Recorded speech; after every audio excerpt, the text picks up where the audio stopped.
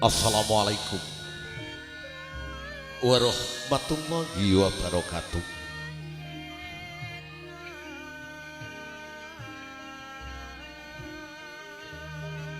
Bismillahirrahmanirrahim. Alhamdulillah wa syukurillah wala haula wala quwata illa billah. Amma ba'da.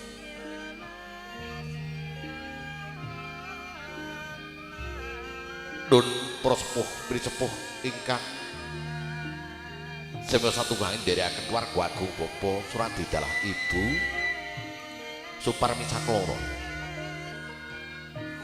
kenti para rawuh Puradini ingkang semua satu bangin paring panjang kuyung dedunggo marang keluarga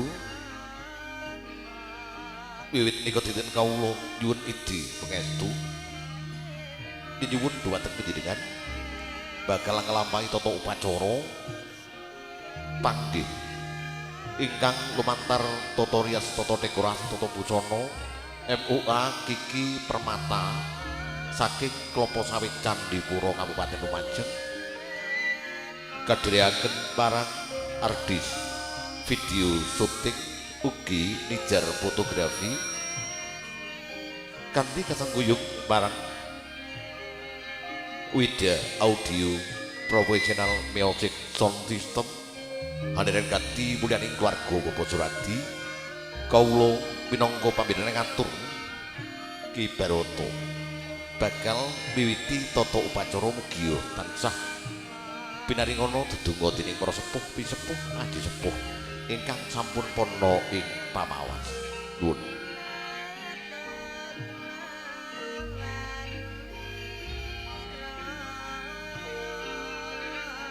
Binarung swaraning pradangga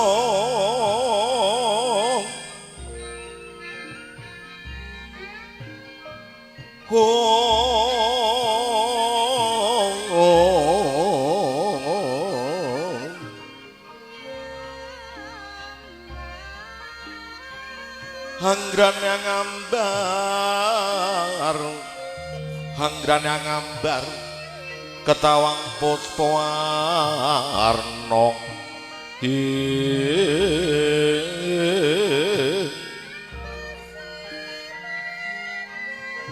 hanggrane ngambar arum kadiumbing samirana mandha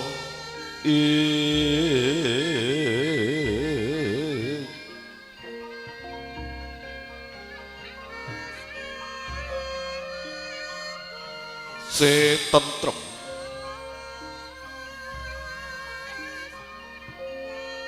rahayu kajiwa kasalira dumateng kawula lan panjenengan sedaya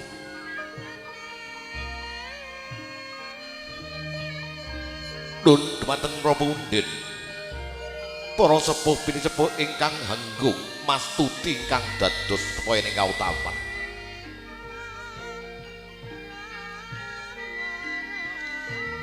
ingkang pantes pinundi propangemban pangbating praja satriyaning nagari minangka pandam pandomping para kawula dasih ingkang siniba ing pakurmatan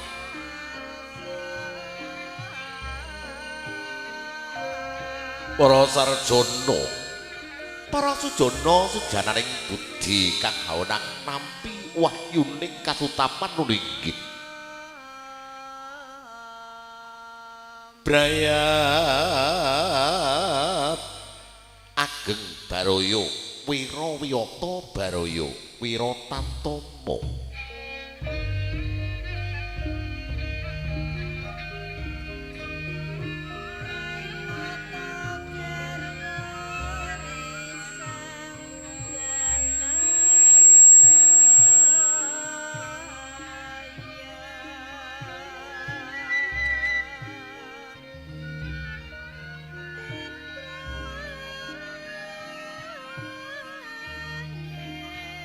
menapa ingkang sampun kasuwun dening keluarga agung panjenenganing Bopo Suradi dalah Ibu Suparmi Sakloro Hangrakit Sekar Cepokomulya kanthi bakal angronci kanthi puspita kang arum gandaning hangayomi dening putra lan putrinipun ingkang sakmenika kasebat Nalendra kajuluk raja lan ratu.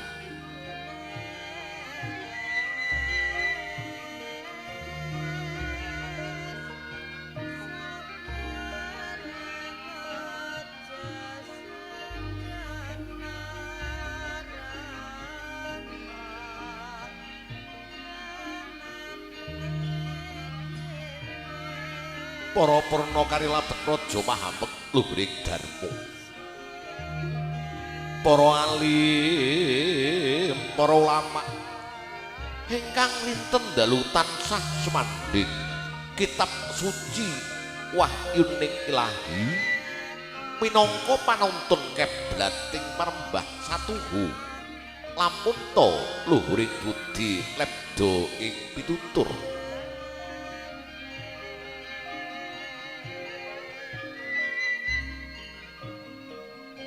Hong ilahing sekareng bawana langgeng. Hong wilahing tegesi wiwitan sekarabwana jagat manungsa ingkang madeg wonten satengah jagat boten temados arjanipun keluarga agung panjenengan Bapa Surati dalah Ibu Suparmi Sakloron. Wiwit samangke ngrengakaken pategilan ngayomaken bandaran gedhe lho kang tinandura gemah rimpah tataraning Sekar Samudra ukir gunung pranyata wonten ing Karang Pradusun Kutuk Karang Pradesan Tunjung Kecamatan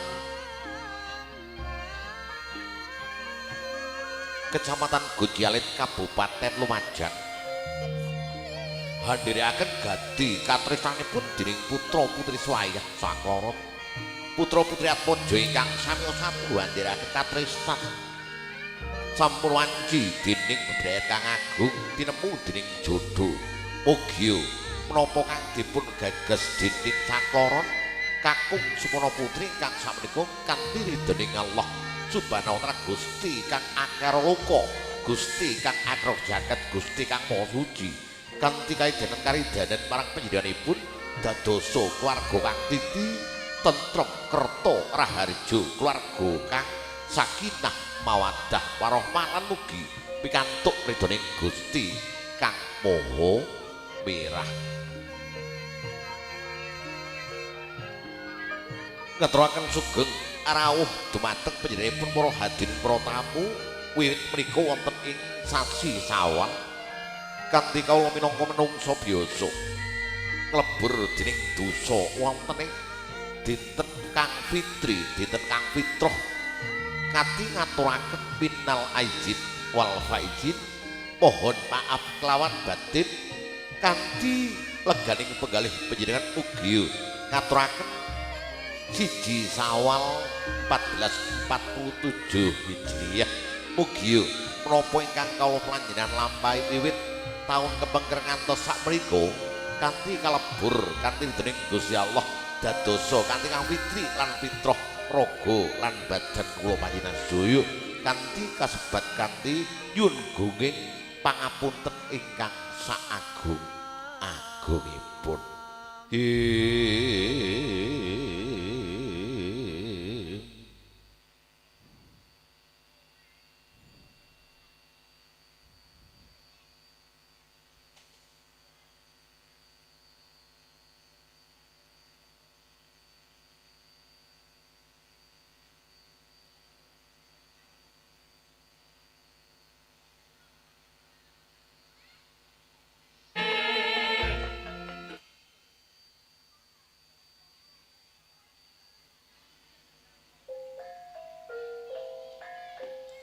Sugeng selamat datang kagem para hadirin para tamu sedaya. Jaganing dening para pramusaja lan pramusaji ingkang setu bagya mulya anggiripiraken keluarga kang kanthi mbabar kawedhar dening babagan medhar dening putra kang putri kang sameneika gelar panggih ingkang bakal katuntun marang juru rias tata dekorasi tata busana Kiki Permata Mua makeup artis ingkang sameneika satuhu handhiraken gadining Bapak Suradi dalah Ibu Suparmi kajuluk Nyi Ayu Diah Solehawati dalah Roko Mas Bagus Daniel Hakim putra penyempatutan panjenenganipun Bapak Usman dalah Ibu Haryani mijil saking tlatah Karangdaton Pondok Dalem Kecamatan Semboro Kabupaten Jember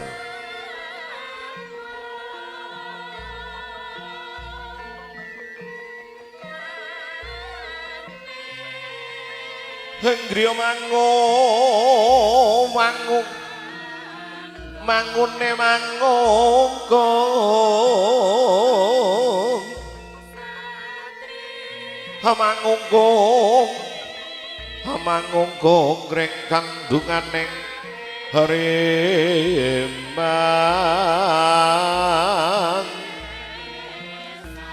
tetep piatekang ajeg wondening Nyi Ayu Diah Solehawati ingkang seneng agem busana sarwa rena hangembo busananing garwanata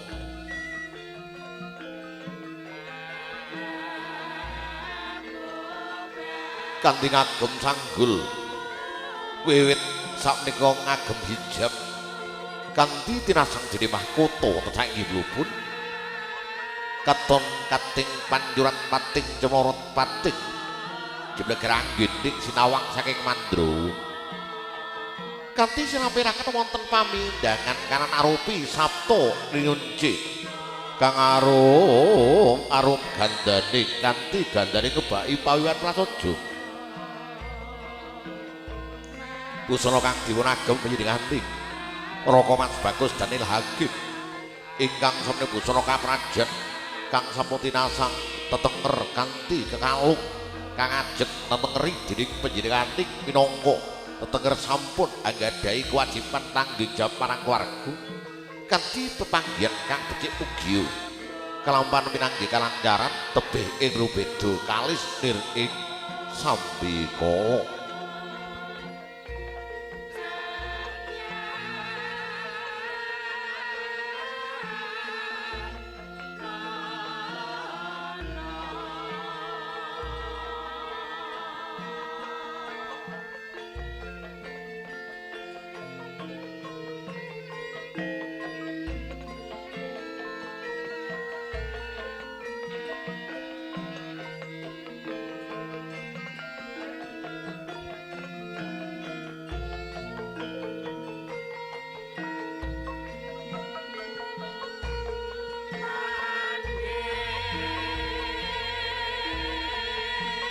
lir suarane madu brontong oh manungso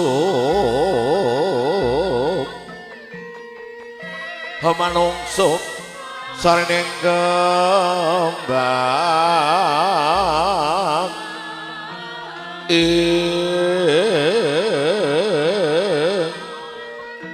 manungso sarining kembang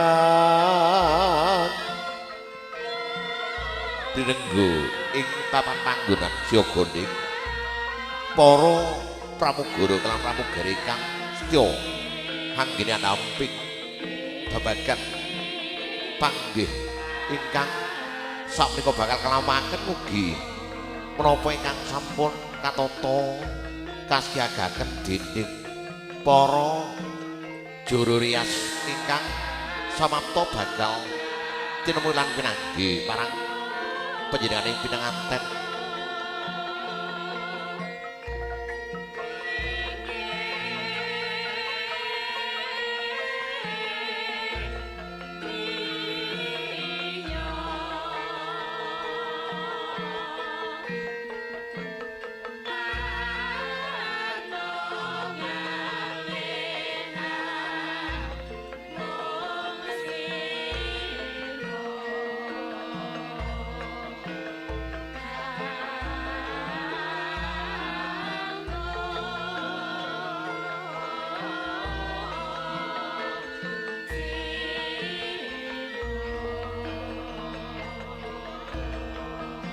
Bapak Suradi adalah Ibu Sumarmi untuk segera merapat.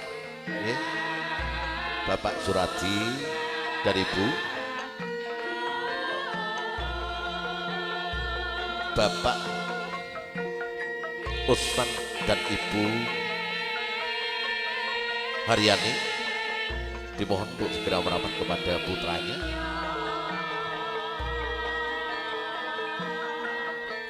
Bapak Suradi sama putrinya dan Ibu.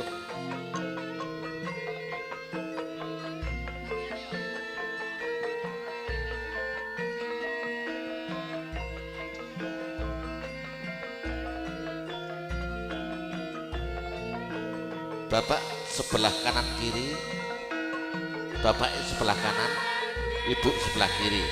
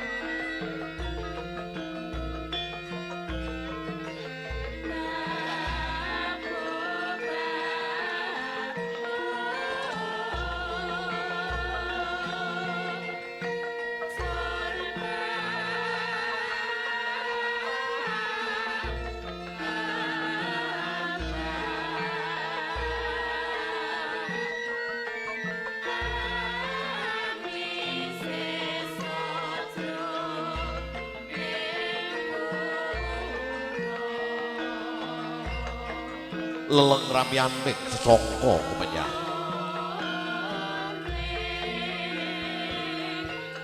Wanci wancang gending bakal babagi wiwitan.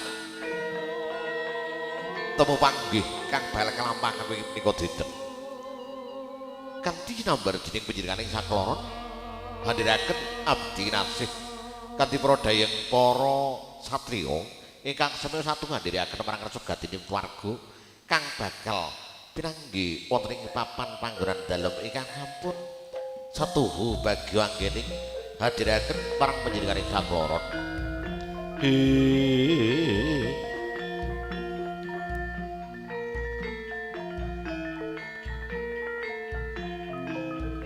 Sudah, jangan jauh-jauh, situ saja.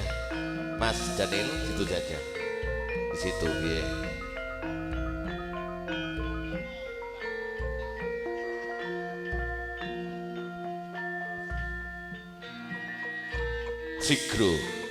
Sigro kang rawuh bakal agrawuhi kanthi kadang rasih kang sampun kanthi ngagem gemanggening rawuhi panjenenganing. Mugi menapa kang sampun katurut dening panjenenganing wiwit tata upacara kang bal kelampaken katuntun marang juru rias Kiki Permatamuah ingkang samenika bakal lampahaken kanthi miwiti tata upacara mugi panyangguyon dening para warga, para sepuh sepuh ingkang sampun para ing pamawas dadosaken wayah sakloron kanthi becik anggonipun tumandang marang keluarga, becik anggonipun tumandang marang bebrayan kanthi wajib anggening panjenenganing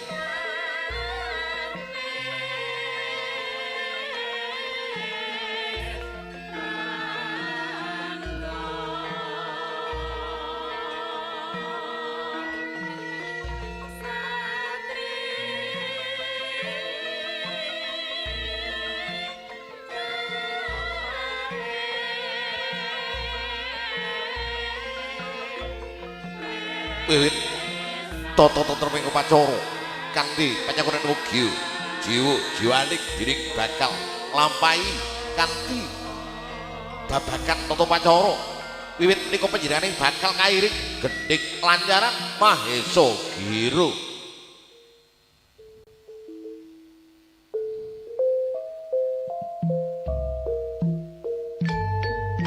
Padang Hanarawek Sumyak Pilak Marga Agung kang tumijih sasana nego ana sasata ceplos ing pambaran mabukuh Yayah Pradining Kiyu ngremenggelentang Bima sakdihane tuwing naga tan punika wananira telang pati Manggala Yudha ya Suba Manggala Patriwa Patriwaning Nagari minangka tetekepan panjenengane nganter Kakang Sinunta kang bakal mandhap saking Stinggil tumuju marang papan palerman boten kados jeneng Raka Mas Bagus Daniel Hakim kadampingaken dening sakembar kembar detegik kembar bagusé kembar Pusananing lamun Tajinandra sijame sinigar lagu lame mindak wirama dasar pineksa sarwa sambodo maksimuda tumaruna wimbah wiwing susila hanuraga tandang tanduke grapyak dasar sumanak marang sapa wae wiwit menika saya caket kanthi detegik panjenenganing sakloron kang kairing dening kembar detegik kembar bagusé kembar Pusananing kang samene kangaran Satrio Bagus kanthi Dumas Kakung kanthi kapapak dening Dumas Putri kanthi becik saya caket saya ngalelo kanthi saya cedhak anggening saya tresna kanthi menapa ingkang sampun katur dening panjenenganing sakloron kanthi ngaturaken rasa asilan tresna suci dening panjenenganing sakloron bakal kanthi dhaup wujud bakal ngaturaken kanthi basa kanthi manah kanthi ngaturaken katresnan marang panjenenganing wiwit sameneika panjenenganing sakloron mujudaken rasa asilan tresna bakal hanglampahi tukar kembar mayang tukar kembar mayang tegese Kalemataru wonten ing kawujud kayu klepu ya Sekar Sejaya Daru wiwit menika wonten ing kayu klepu wonten kembar tegese padha kembar karpane kembar katresnaning mayang manggaring klapa teges kanthi becik ketrama saklon wiwit menika sampun katilunga kalela dening panjenenganing sakloron pojokan katresna kang becik ngaturaken sawatan gatel sawatan gatel tegese wonten suruh kang kaline tinalenan dening lawi kanthi kangaran gondang kasih menika ngaturaken rasa asilan tresna suci dening panjenenganing sakloron ngungkap dening manah sakloron kanthi kasawataken kanthi ucap bismillahirrahmanirrahim kasawat dening ngaturaken tresna wonten sawatan gatel kang sampurna sampun katuraken dening panjenenganing wujuding wonten suruh tinemu rasa tandhaning tinemu marang jodhoning purnaning bakal ngaturaken kanthi wijidadi tegese ngidak Kuntala utawi ngidak Tigan Tigan tegese Antigo tegese pecah telung perkara setunggal pecah pamuring Dyah Ayu Sulehawati kaping kalih pecah Kendhi Sarine kaping 3 incalaken keprawanan dening sliraning wujudaken kanthi keluarga kang becik pecah saknalika dening Tigan kang sampun katuraken pecah pikiring pecah kanthi kekarepaning wujud marang keluarga kang becik mugia sempurna dening sakloron banjur kabasuh marang Sekar Setaman biji jiwaning badaning sukuning kang sampun katur dening Kadang Kinasih Kadang Kakung Raka Mas Bagus Daniel Hakim kang sampun lumantar Sekar Setaman arupi Tuya Permita Sari amiji jiwa raganing badaning Supatresi kanthi becik dening sakloron kanthi ngabekti marang Kang Kakung ngalembana marang Gustine Gusti Allah kang Agung kanthi resik sukun kang teken kanthi basuh kanthi alon-alon rasa adem ayem tentrem dening manahipun dening sampun kalampah dening panjenenganing banjur nyuwun sungkem pangabekti marang Kadang Kakung duh Kakang Mas gunging parang sungkem pangabekti mugi kunjuk dening kala marang arsudel panjenengan Kakang Mas ya iya Mas hanggiring panyuwun sepu iki dina tak tampa ora pangestune Kakang Rapanala Yai. Dalam ngestakaken dewe ngatur diraken panjenengan Kakang Mas. Yo pangono Yai. Ayo jumeneng ing jagat paripurna Yai. Kanthi jenjang derajat nyuwun donga. Kanthi nyuwun donga marang para sepuh sepuh sedulur lanang sedulur wadon sami omah kepal ning kene Yai. kadonga ridhoning Gusti Allah. Nggih Kakang Waskolo diriaken purnaning banjur lintang jagat kaping 3 utawi ngubengi jagat Jawantara. Asta kekalih bakal kagandeng renteng ngubengi jagat Jawantara. Nemoni pojok papat, pojok wetan, pojok lor, pojok kidul, pojok kilen. Kanthi jumeneng pancer tinemu dening dulur papat 5 badan kanthi jiur kanthi lelampahan kanthi kaucap kalimah syahadat asyhadu an la ilaha illallah wa asyhadu anna muhammadar rasulullah. Sanalika panjenengane sampun disaken marang ulama kelawan umarok sah dening agama, sah dening pemerintah, katampi kanthi jembaring dodo dening keluarga. Sameneika rentengan dening panjenengane ngranu padha ngubengi jagat Jawantara nyumurpaken mbok bilih kata sanak kadang sedulur wiyare kadherek sedulur wiwit wonten saklon ingkang sameneika lanang wadon sampun anggadhahi niat ibadah marang Gusti Allah.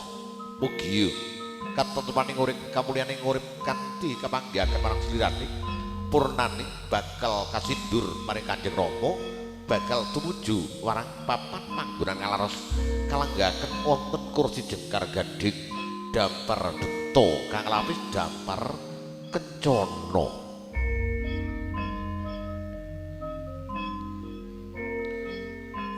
Bumi gonjang ganjeng langit kelap-kelap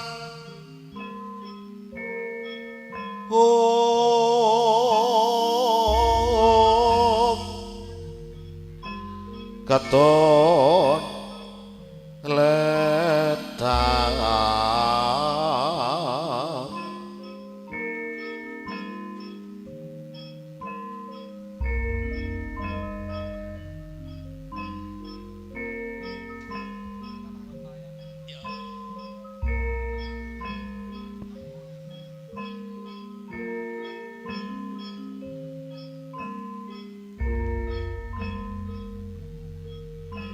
kanthi alon-alon puji anggonipun sakloro.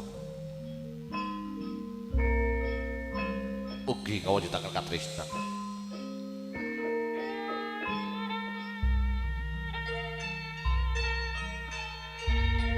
Gegarane wong akrambi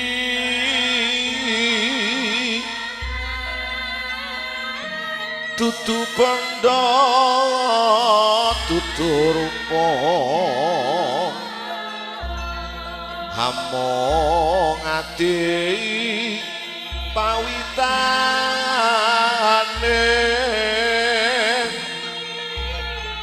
luput pisan kena pisan lamun gampang luwih gampang lamun angel-angel kalangkung tan genok tinumban harta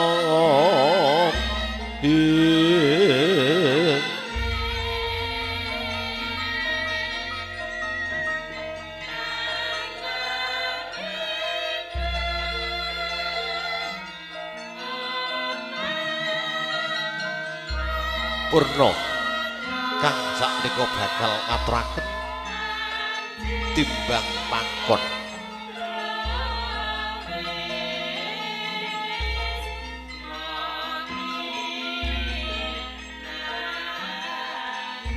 timbang pangkon bakal kalampaken marang panjenenganing sakrone wit menika kang kakung wonten sukun tengenipun Kanjeng Ramani kang putri wonten sukun kiwanipun pan Kanjeng Ramani ateges sakloron dipun pangku dipun timbang menika timbang pangkon tegesi sakloron dipun pangku dipun timbang dening Kanjeng Ramani kapegang kanthi kacepek pundhuk pundak kanthi pundhuk lan pundakipun sakloron wiwit sakmenika mulik dening Kang Sepagir kowe tak timbang tak pangku tak timbang padha abote Wiwit iki dina ora tak anggap anak mantu ya Nanggir. Sliramu tak anggap anakku dhewe. Sing nedha nrimo ya lho. Dalam ngestaken dawuh kasine dawuh Kanjeng Rama. Paripurna banjur tanem jero tegese mendem kang jero mingkul kang dhuwur mendem jero ategese tandur sing jero kanthi dilenggahaken kate becik tanem jero tegese yes ana unen-unene wong tuwa wis nyandang keluarga wis laki lan rabi sing kukuh gondelan waton aja gampang buka wadining dhewe luwih-luwih rajaning keluarganing dhewe mingkul dhuwur ateges bisa yunjung derajat martabating wong tuwa sakloron mriku ateges mendem jero mikul kang dhuwur.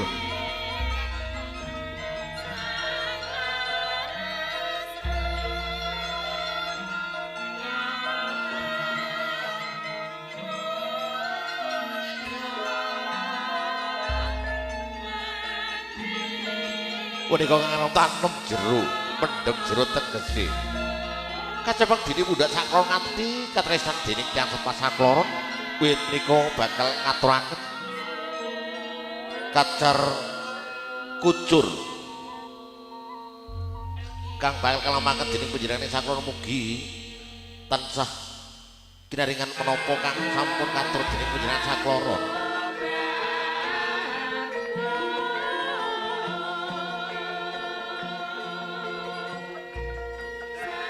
Kacar kucur tegese ngaturaken dana rasa dana minangka dana kanggo sanguning urip kanggo sanguning keluarga dana rasa kanthi dana weweh wujude kantong arwana abit isining beras kuning kalawan arta receh kanthi beras kuning kalawan arta receh tinambahan marang wiji-wijian arupi bibit wiji nyawiji orang warga bibit bisa bibit kang becik wiji lan bibit arupi gabah kawak kacang kawak jagung kawak dele kawak lan sapinunggalane mugi nika dados ular-ulare dening sinirinaning Sumrambah marang Mas Pecis Raja Brana Sumrambah marang donya lan brana menika kang aran kacar kucur kang bakal kakucuraken marang sliraning.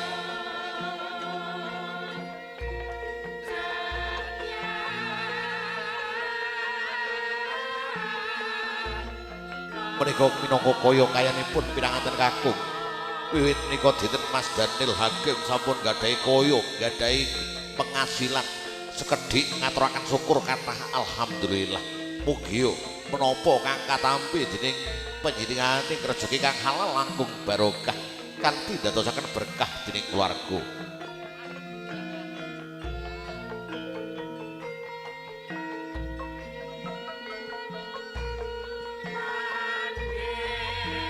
Menika ateges kacar kutur kesampun katuraken nyempurnake dening keluarga mugi Sumrambah marang Mas Pecis Raja Brana kanthi sampun dipun tampi becik marang kadang kinasih purnaning banjur kabuntel marang slirane katuraken marang Kanjeng Ibu wiwit menapa ingkang sampun katampi mugi berkah dening panjenenganing sakloron minangka kaya kayanipun pinanganten kakung sampun katuraken marang panjenengane kadang kinasih ya garwaning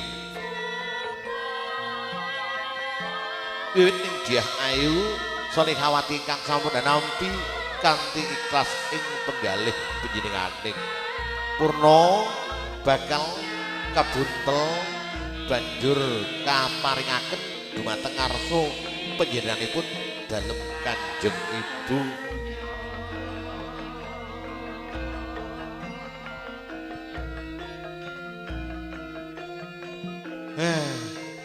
Rasa bingah iki Kakang Mas. Iya iki muga bisa sempurna. Wis tak kedhok Kakang Mas. Sowan saklon dening panjenengane nampi. Menapa ingkang sampun dana weweh katuraken marang sliraning. Menika Kanjeng Impang saipun dana weweh tadhek Mas Kawa. Dipun tampi kanthi becik nggih Kanjeng Ibu. Ya wis do tak tampa. Apa sing dadi paringku yo nggih. Kunjaluk marang siramu sing gemis hati-hati. Wong wadon minangka pedaringaning keluarga yo nggih. Dalam ngestaken dawuh Kanjeng Ibu.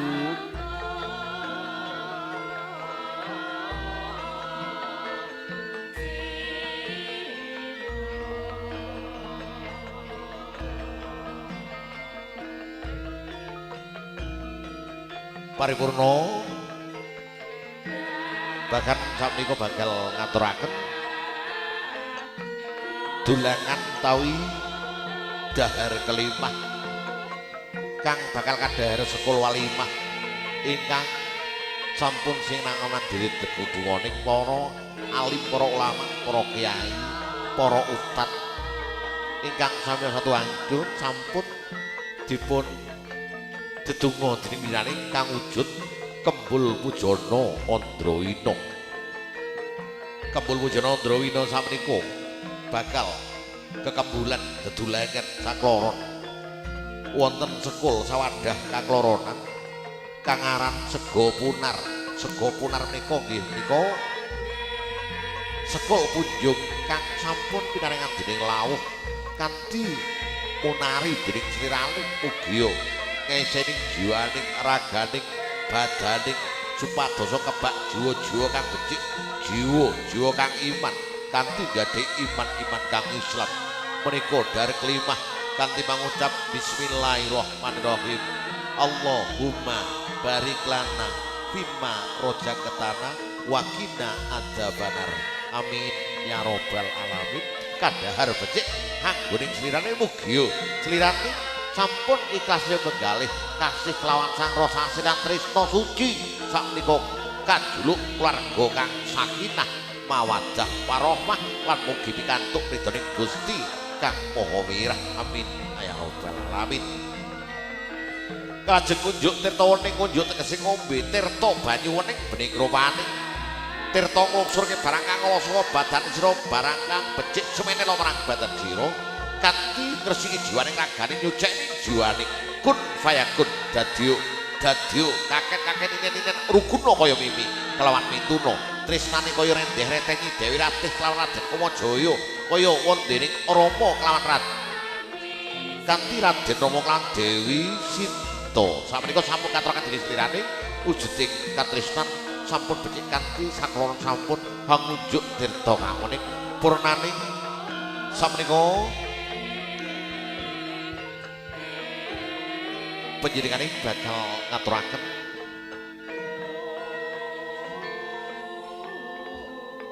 mapak besan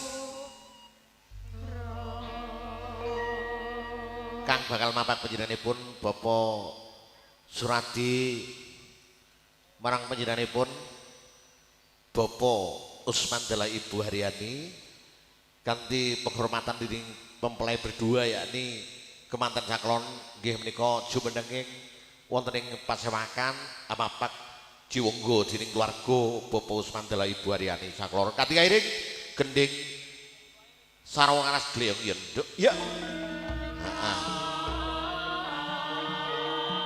dadi kang becik sata anggening saklon wujud kanthi tresna dening putra kan putrine.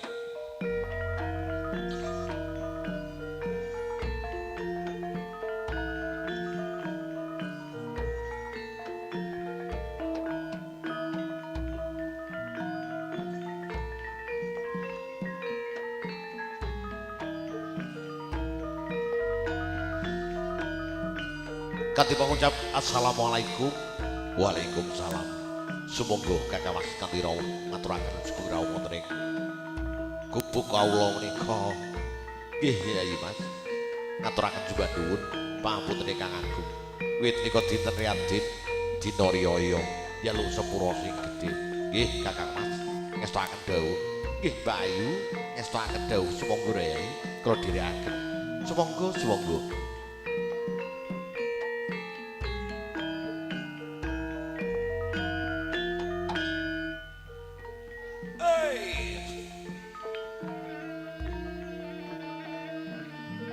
sampun dituntun nggih. Nah, dipapakne wonten panggonan kang becik.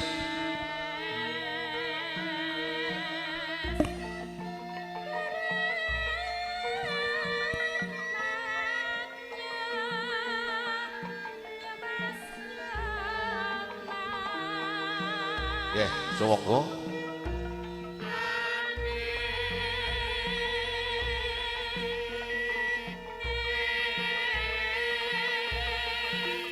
Purnaning banjur jebol pusaka.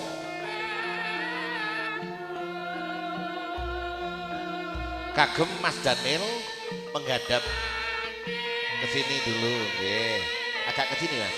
Nah, maju. Nah, hadap sini. Mbaknya di belakangnya.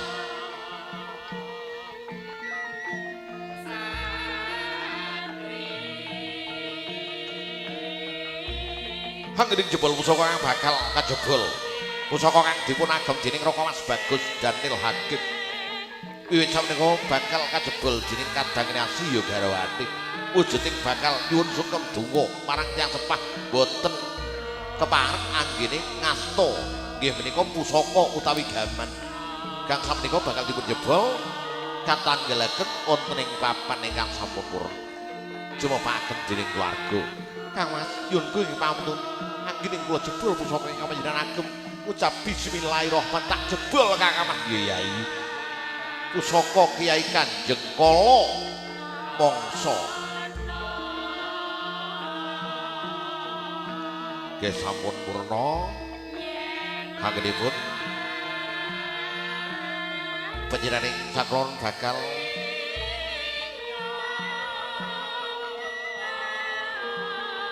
ngaturaken pasungkeman dening panjenenganing saklon.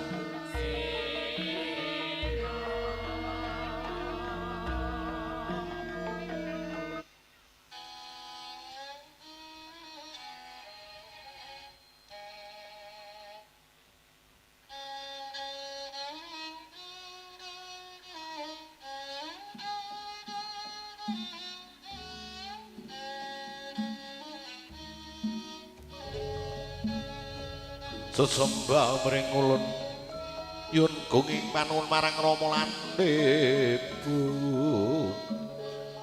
Duh Kanjeng Ibu. Sibuh kalodine karsa panjenengan wangi ning kula ngaturaken nepat.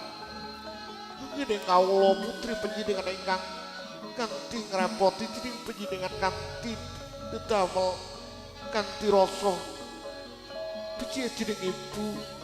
Kawula dipun glewentah wiwit alit kala ngantos diwasa Bu. Nggih kula saged kanthi nandhang katresnan tumuju marang keluarga. Ananging kula tasih tiring saged balas budi marang panjenengan. Nggih nyuwun gunging panuwun pangestu ingkang agung sampun duka Kanjeng Ibu marang kawula. Mangkala yo nggih anakku so tak trima apa sing dadi panjuwuna panjuluku kanthi iki dina pangestuning Ibu Tampanomo yo anakku. Wiwit dina kang witroh dina riyaya iki anggening pangestu nglebur dosa dening wong tuwa yo nggih. Istuaken dawuh Ibu Kanjeng Rama sematur ugi kawula nyunggunging manungsa mabekti ugi kunduk. Mangkono nggih tatampa liwat pangestuning Rama Tampanomo titip marang adimu sing gempi kanthi sing becik dimong sing apik anggening adimu yo nggih ngestuaken dawuh Rama. Dipeluk cium Bu, putrine nggih. Nandane kasih kelawan sayang. Anggening senawasa sampun gadah gandengan, gadah pasangan bojo tegese kasare ming wong tuwa nyabot sanggane anggening misahke karo batining sakloron. Tetep silaturahmi lahir kewan batos ingkang sampun kalampah dening panjenenganing sakloron. Wiwit sameneika Bapak Surat didala Ibu Suparmi kanthi hababer menapa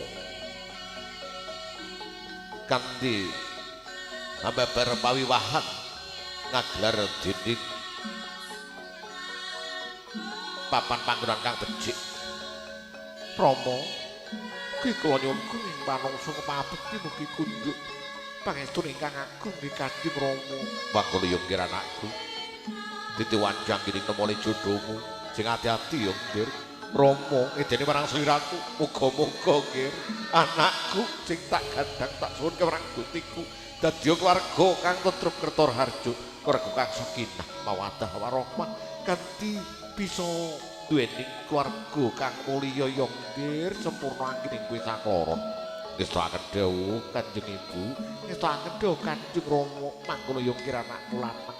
Bisa kanthi ngempong adimu yo lek pangestuning Ibu Tamal ngestoaken dawuh Ibu.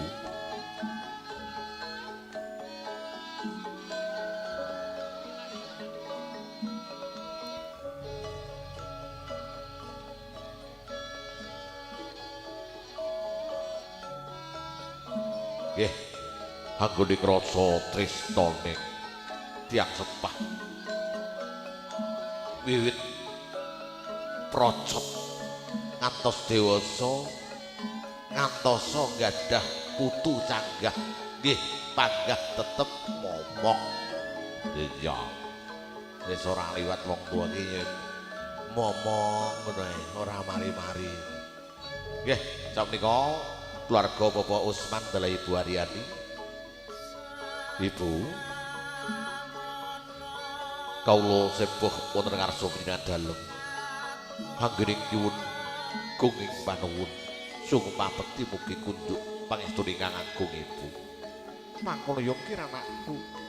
Uga kanthi nemoning kamulyaning uripmu ya nggih. Sing rukun wesaparon pangestuning Ibu tamana ya nggih. Ngedahaken dawuh Rama, ingkang ugi nyuwun kenging panuwun ingkang agung. Mangkono ya nduk kanthi wong tuwa mung bisa ndonga sing ati-ati anakku. Pangestuning Rama Tamanana ngestokaken dawuh Rama. Dipeluk, Pak. Nggih, putrane, putrine nggih. Nah, bentar. Ngumpul neh karo Ninjar, Nduk, karo Ardis. Video syuting pirang-pirangane taun ora ketemu alhamdulillah. Saiki ketemu neh. Ya wis iku karena ridhoning Gusti Allah ya, Nduk. Dina riyaya kepethuk. Aduh, alhamdulillah. Ya.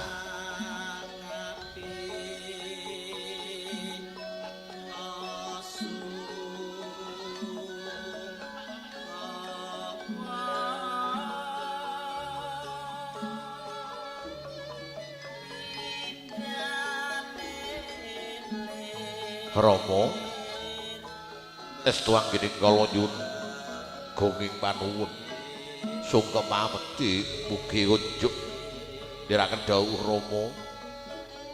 Ya nggih monggo Ramamu ora mandhek-mandhek anggening donga ora ketang esuk awan lan wengi donga marang Silem Sakala muga kanthi dadi wong kang becik dadi keluarga kang nontrop sempurna anggening keluarga Buyungkir pangestune Rama Tamanana sing ati-ati. Ngestokaken dawuh Rama. Ki kala Kanjeng Ibu panuwun ingkang agung ya wis nggih. Dungane Ibu ngiring sliramu ya nduk sing ati-ati anakku. Ngestokaken dawuh Ibu.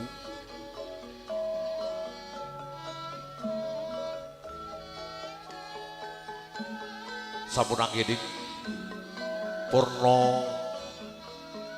kanthi pasungkeman ingkang kalemaken menika dinten ingkang samenika panjenenganing kanthi dipun abadheaken lumantar fotografer Nizar foto dalah artis video syuting. Pancet alamatnya dah dawuhan. Oh iya iya pindah nggon berarti ganti jeneng lah iki ya.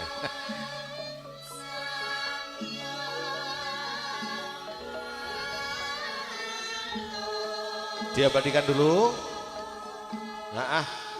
dan akan ditata oleh Mbak Alda. Siapa? Terus siapa? Wah, kono to njaluk duit aku ya durung oleh amplop. Malah rugi ya. Aduh wis. Ya. Dadah. Nah, nggih. Nggih, nyambut gawe bareng karo Wida Audio profesional musik, Nduk. Yo saka ndi? Yo saka daerah kene wae. Ya ngono panglipure dulure dhewe rawone kene ora jam 3 mang, Nduk. Kok terusne awake dhewe. Oh iya. Rampung awake dhewe nono anggene sedulurmu wedok. Sapa? Ning Tina Melinda karo bapakmu sapa? Bapak Sadi Muslim. Loh iya, iku wong sing terkenal, Nduk. Iya, alhamdulillah. Bisa ngrewangi para tamu, para undangan ning kene iki. Iya. Rewang-rewang karo para sinoman karo manglipur ya. Iya, iya.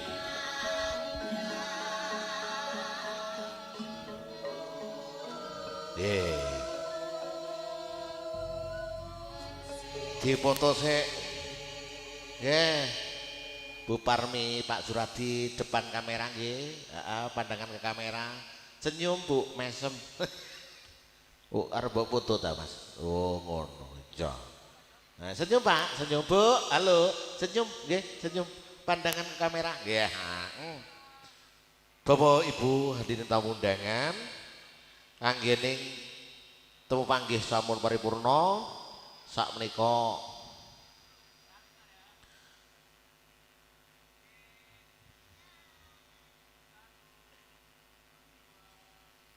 tata upacara sampun kalampahaken kanthi becik dedungane panjenengan sami alhamdulillah pinaringan kelancaran sesarengan Kiki Permata Mua Kiki Salon saking tlatah Klopo Sawit Candipuro Kabupaten Lumajang. Lho, nggih anggening dirawuhi oleh artis video syuting ya Nijar foto Wida audio.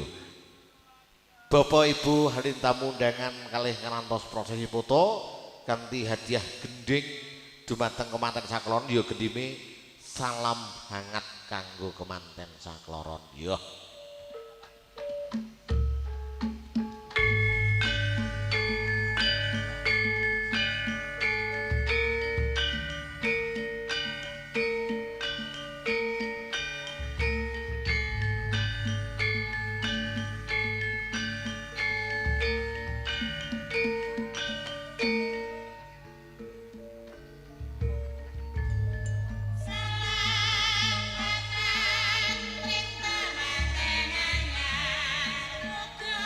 Diabadikan dulu nggih, pandangan kamera Bapak semuanya nggih.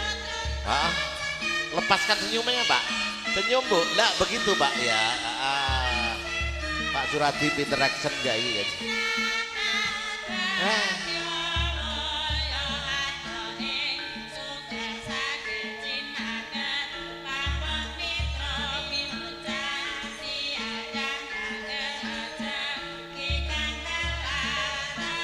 Pindah tempat nggih.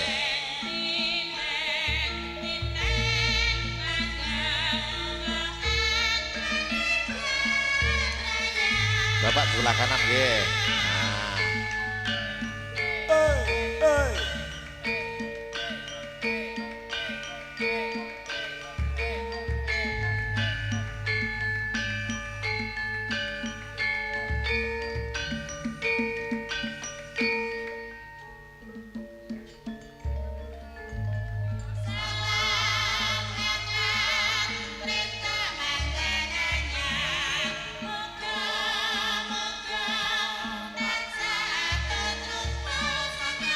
Bapak Suradi turun dulu.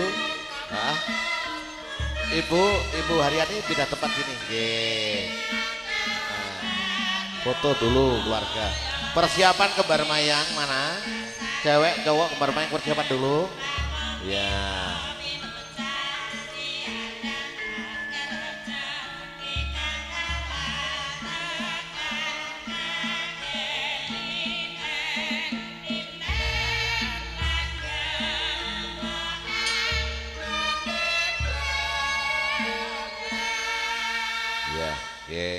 Rampung ini kembar mayang terima tamu ini enak apa wae? Terima tamu ada apa enggak?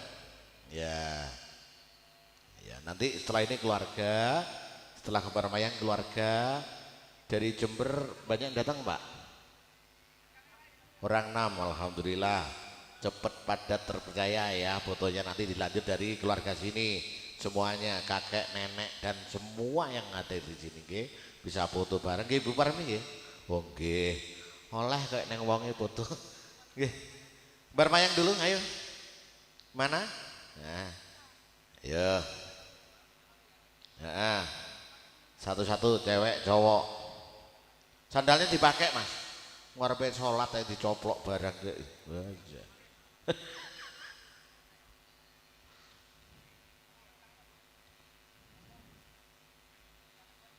Purna Nduk, purna. Mugi sempurna anggening sakloron kanthi ndadekke keluarga kang wis ngumpul nyawiji saka cedhak kiwa tengen tangga kenan keri sing adoh saka panggonan yo manca desa, manca kabupaten, manca kutha wis padha rawuh ning kene. Alhamdulillah, ngadep ke depan. Aja tulah-tulih kaya manuk kena tembak sampean kok. Kenceng ning kamera ngono. Lho, bapamu wis ganteng. Bapak Sadi wis jos kowe. Waduh. Tambah sepuh, tambah ganteng. Iya. Alhamdulillah ki kaya panjenengane sing ngatur. Ya, bernane awake dhewe. Ming awake dhewe mbung ora mara blundus mudhun ya ndak, Nduk. Ya dikeki tembang sik, baru ku serahno Bapak Sadi Muslim kaya. Nggih, Bapak Mbak Sadi nggih. Iya. Awake dhewe bagian Jawa kene Madura. Kula mboten saged Madura, Cekunik. Ha nggih. Nah, sing penting lancar. Lha wis, Mas. Keluarga Jember monggo. Bu, Pak, nggih monggo. Saking Semboro sing duwe gula iya. Heeh. Jeruk, pondok dalem jeruk iya. Wah, jeruk Semboro. Lho jeruk Semboro ya penak-penak sampean kok golek jeruk kene. Iya beda, Pak. Iya beda ngono. Iya.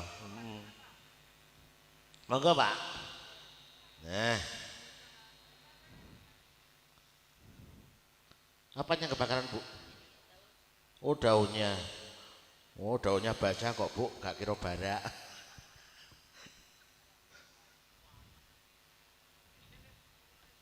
Nah, nggih. Ya. Ditembangi Jawa sik, Nduk. Heeh. Ayo gak penak ana dulur dhewe Mbak Tina wis jos gak awak iki suarane yang ngene iki Bapak Sadi. Ya alhamdulillah. Sing penting seger waras, sehat, panjang umur. Iki seniman sing wis senior. Ya alhamdulillah sik bertahan. Wong Jawa Timur Lumajang gak ana wong loro imbuh ngene. Iya.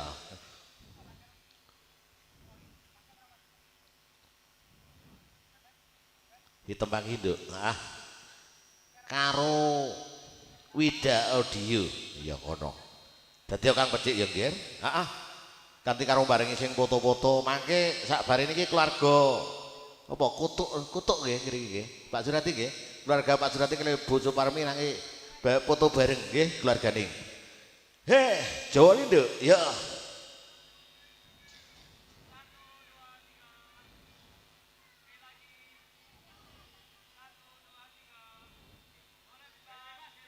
Gaya bebas, nggih monggo. Nah.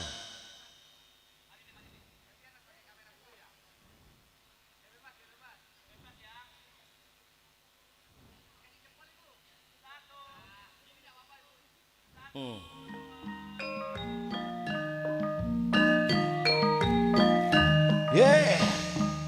Alon-alon waton kelakon ya, nggih. Heeh. Nggih, lanjut yang foto monggo dipersilakan.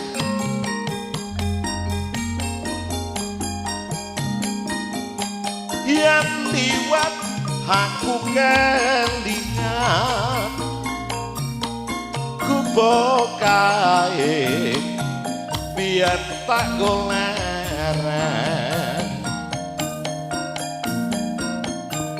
hendak gak tebak tulisan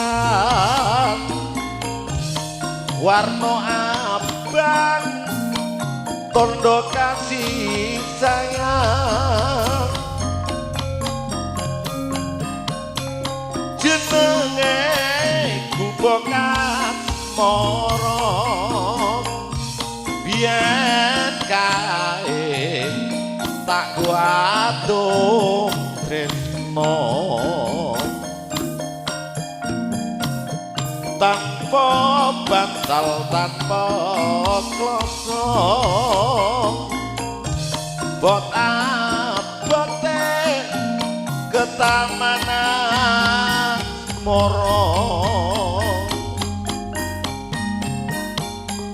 kubu kae nyimpen wadi nganti besok ora bakal lali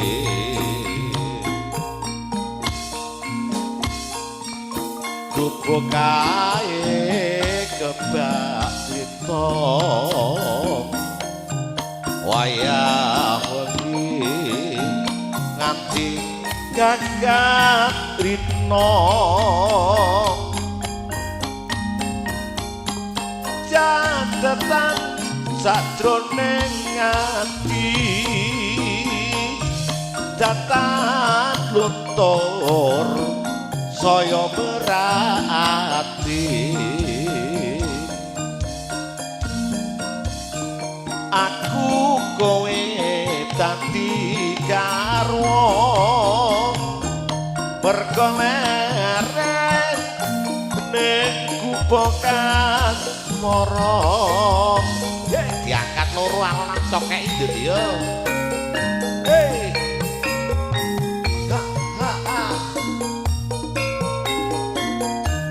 karo artis video syuting di Jaromoto Kiki Permata Mua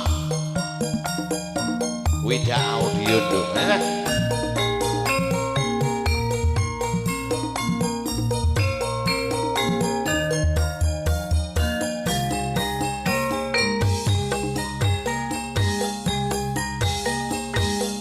yang liwat aku kelingan ku bokae biyen tak go leren ning cagak kebak tulisan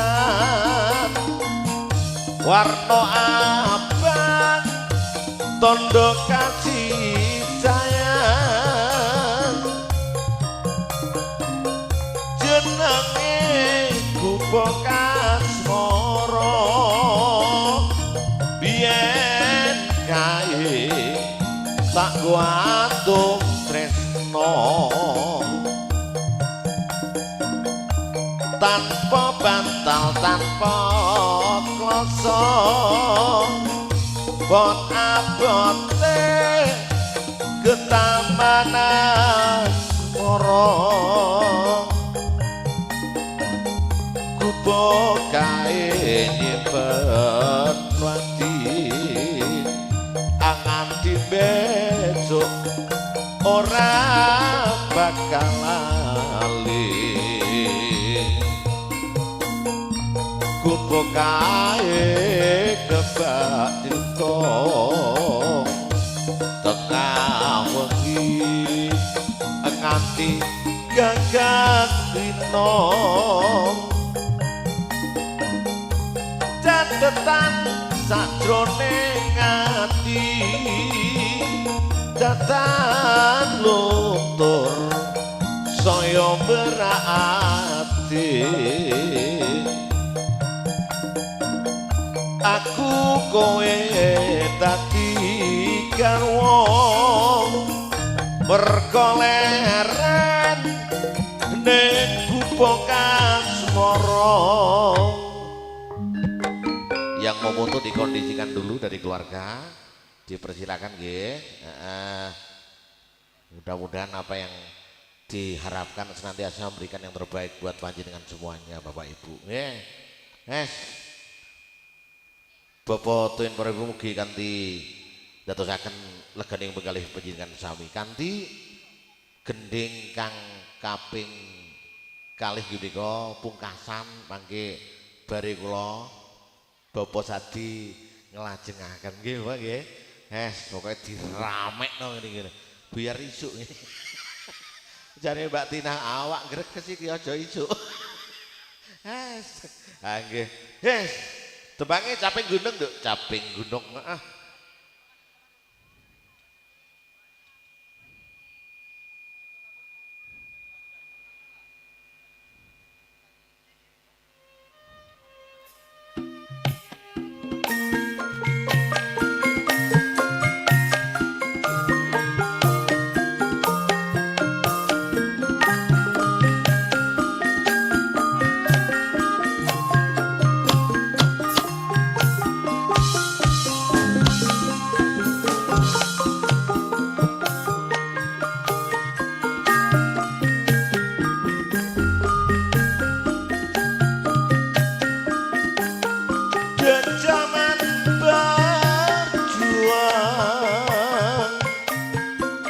kelingan ana lanang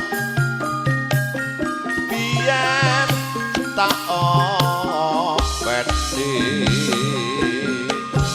ning saiki ana ngendi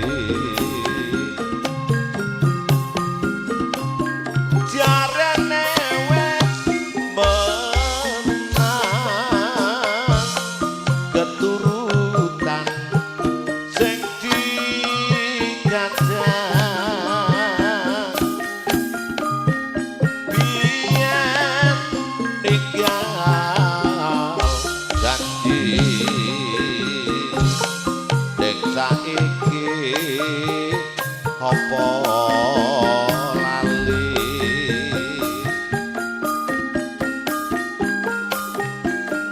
ning gunung jadongi sego jagung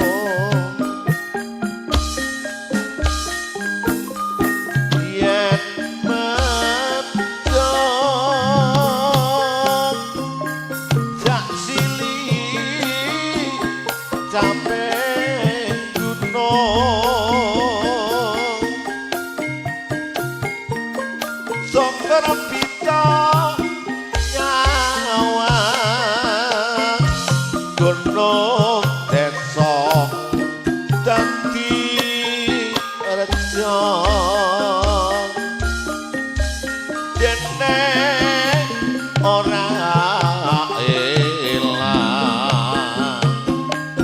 gone padha lara lapa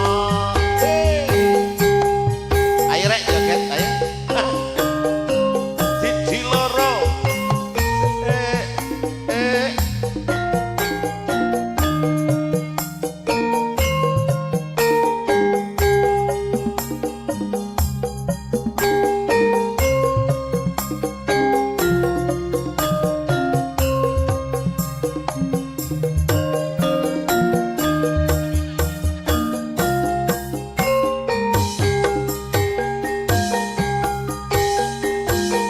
dan zaman berjuang jerkelingan anak lanang biyen tak openi ning saiki ana ngendi jarene wis menang keturutan sing digajah biyen ninggal janji ning saiki apa lali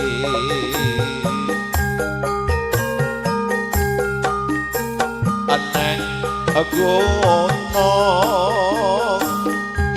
tak janjoki sego jagung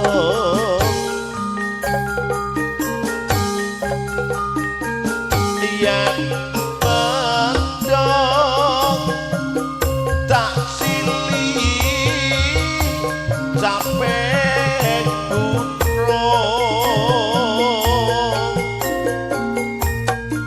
sokar bisa nyawan gunung desa dadi reja dene ora elang gede pondok lorong lopo menika anggening buka sing ngatur kula sadi ngaturaken sembah nuwun wedalipun nggih mugi sedaya niku kula panjenengan dados seni kang membudayakan budayanya Indonesia. Alhamdulillah senantiasa rezeki wis teko dhewe. Nggih, Bapak ten para Ibu, kawula minangka pamwira ngatur saking keluarga panjenengan Sunadi anggening nderekaken Kiki Permata Mua, Kiki Salon, bilih wonten ing Kilang Langkung anggening nyun gunging pampunten ingkang sagungipun. Nderekaken kanca-kanca nggih menika Mas Nizar foto ugi artis video syuting, matur nuwun kagem Mas Wida Audio. Moga-moga tetap jaya terus, laris, tanggapan terus, alhamdulillah. Lek posoan sulan prei patrol tapi desle mati. Alhamdulillah matur nuwun, menika saged kula aturaken bilih kula anggening ngaturaken witan terus pungkasan wonten hal ingkang kirang langkung yun gunging pampunten mangke dipun kawal Bapak Sadi Salim Muslim kalih Mbak Tina Melinda. Matur nuwun, akhiran dina sekul takim. Wassalamualaikum warahmatullahi wabarakatuh. Nuwun.